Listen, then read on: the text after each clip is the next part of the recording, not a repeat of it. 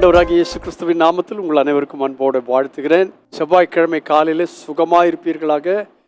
தேவ பிரசன்னம் உங்களோடு இருப்பதாக. கர்த்தர் உங்களுக்கு முன்னதாக செல்வாராக. உங்கள் வழிகளெல்லாம் செவ்வையாக இருக்கட்டும். நீங்கள் சுகமாய் இருப்பீர்களாக. இன்று காலை சபையில் 10 மணி முதல் முழு நாள் உபவாச ஜெபம் நடைபெறுகிறது. வந்து கலந்து கொள்ளுங்கள். மற்றவர்களும் வந்து கலந்து கொள்ளத்தக்கதாக உற்சாகப்படுத்துங்கள். தேவன் உங்களை ஆசீர்வதிப்பாராக. இன்றைய நாளிலே யாக்கோபின் புஸ்தகத்தில் ஒரு வசனத்தை நான் வாசிக்கிறேன். என் சகோதரரே, நீங்கள் பலவிதமான சோதனைகளில் அகப்படும் போது, நம்முடைய வாழ்க்கை சோதனைகள் நிறைந்த வாழ்க்கை, அதுவும் பலவிதமான சோதனைகள். அந்த பலவிதமான சோதனைகளில் நீங்கள் அகப்படும் போது நீங்கள் என்ன செய்யுங்கள்? அதை சந்தோஷமாய் எண்ணுங்கள். சோதனைகள் வரும்போது எப்படி சந்தோஷமா இருக்க முடியும்? அதை குறித்து யாக்கோபு சொல்கிறார், உங்கள் விசுவாசத்தின் பரீட்சையானது பொறுமையை உண்டாக்கும் என்று அறிந்து, இந்த சோதனைகள் வரும்போது நமக்கு பொறுமை உண்டாக்கும் என்று அறிந்து அதை மிகுந்த சந்தோஷமாய் எண்ணுங்கள். ஏன் தெரியுமா? ஒன்றிலும் நீங்கள் குறைவில்லாமல் இருக்க.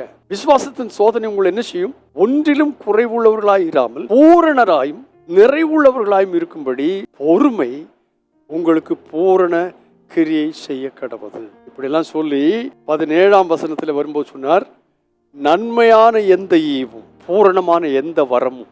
Price the lord. எத்தனை சோதனைகள் வந்தாலும், எத்தனை கஷ்டங்கள் வந்தாலும், இந்த செவ்வாய்க்கிழமை நீங்களே அதை அனுபவிப்பீர்கள் என்று சொல்லி நினைத்து சங்கடத்தோடு எழுந்திருப்பீர்கள். ஆனால் இந்த காலையில் உங்களுக்கு சொல்கிறேன், நன்மையான எந்த ஈவும் பூரணமான எந்த வரம் பரத்திலிருந்து உண்டாகி ஜோதிகளின் பிதாவின் இடத்திலிருந்து இறங்கி வருகிறது.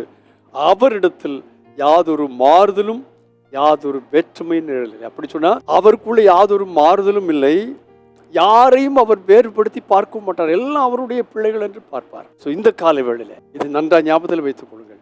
எந்த ஈவும், நன்மையாகிய எந்த ஈவும், பூரணமான எந்த வரும் உலகத்திலிருந்து வராது, புல்பிட்ல இருந்து வராது. அது தேவனிடத்திலிருந்து வரத்திலிருந்து உண்டாகி ஜோதிகளின் பிதாவின் இடத்திலிருந்து இறங்கி வருகிறது. அது சந்தோஷத்தோடு பெற்றுக்கொள்ள இந்த நாளிலே உங்களுக்கும் எனக்கும் கிருபை தருவாராக.